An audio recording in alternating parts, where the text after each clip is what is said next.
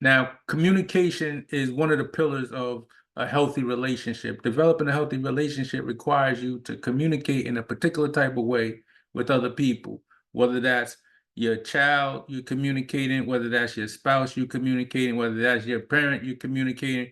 It all involves a healthy communication style, which often gets turned upside down and twisted, especially when we're a parent dealing with our children.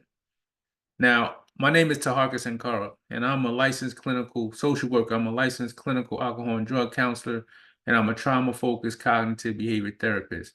And all that means is that I have an experience and I had an opportunity to work with hundreds of parents and children, maybe even thousands at this time, to help them in improving and stabilizing the relationship that they have. But one of the things that I find is that the style of communication can often be the barrier rather than the bridge.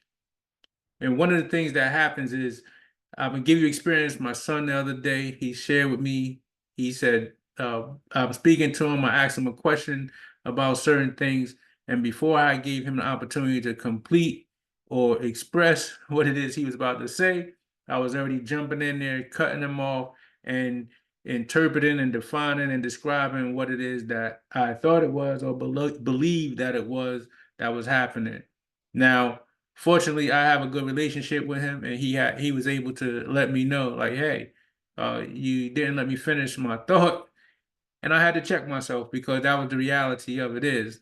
Now, I didn't necessarily like it. It didn't feel good because my child is correcting me. But that's another thing that we have to be open to is that a child can sometimes teach us about ourselves in a way that can help us be a better parent and help us build a stronger relationship.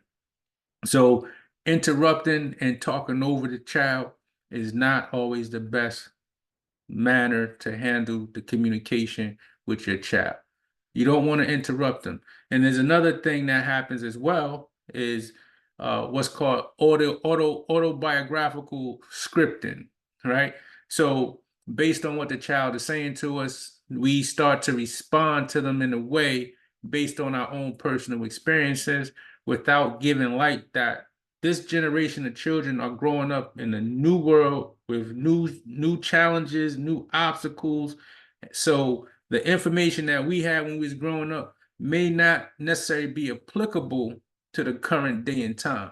And so we don't want to necessarily respond from our autobiographical script in which we grew up in the world that we grew up in. We want to be able to listen to them in an active way, empathic way, so that they can be understood and they could be heard.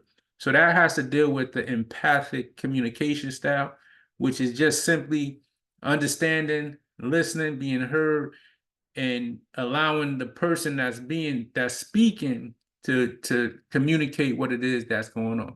Now, there is a tool that you can use, which is like identification, right? You can identify with the experience. You can recognize that it may be a similar experience, but it's not your experience. It's their experience, is in their world, is with their friend group, and is with their particular and specific challenges. So you want to be mindful of that particular trap so that when you're communicating with your child, it can build a healthier relationship. Another challenge that I encounter is that there's a difference between like what they call closed-ended questions or open-ended questions. Now, closed-ended questions are simply you ask a question, what are you doing? Or you ask a question, is this hot or it's cold? And they say yes or they say no, right? So a closed-ended question only has one response, a yes or a no response.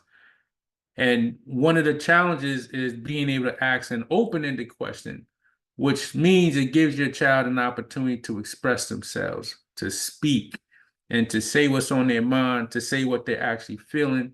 So you may want to be able to frame questions in a way that allows you to also identify with them and say, hey, I know that you're going through this. This must be hard for you, but let me know. Tell me, how can I support you in this situation? Or let me know what's actually going on with you. What are you experiencing? Tell me about it. And I'm open to listening. And while you're listening, you want to be actively listening, right? You don't want to be cutting them off. You don't want to be distracted. and doing a whole bunch of other things. You actually want to be listening.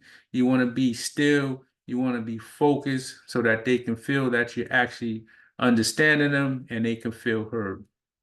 So these are some of the things that I've learned over the course of time through experience.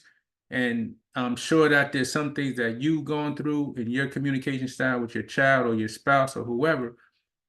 But I'm here to offer an opportunity for you to join a group of other parents, other adults, other caregivers in the Next Gen Parenting Group. So this is a group that was created to give us an opportunity to learn skills, learn tools and tips and strategies that could improve that parenting relationship, that could improve that parent-child relationship. So I want to invite you to join the Next Gen Parenting Group is so that you can participate. And again, I'm not going to be telling you or directing you on what you should be doing or the best type of thing you should be doing as a parent or how you should be parenting your child, because every child is different. Every child is unique in their own way, and you have a way that you can communicate to your child that no one else can. And so this is an opportunity for the village to help raise your child and for you to be a participate in the village to help someone else. So it's an exchange of ideas where we come together, we could discuss certain points. And of course, you get an opportunity to benefit and pick my brain on my particular skill, my particular expertise, and get some suggestions and advisement on what might be helpful for you in this particular situation. So join the Next Gen Parenting Group so that you can become a part of the environment, the village that helps grow our children. And so I will see you in there, and I look forward to speaking with you soon.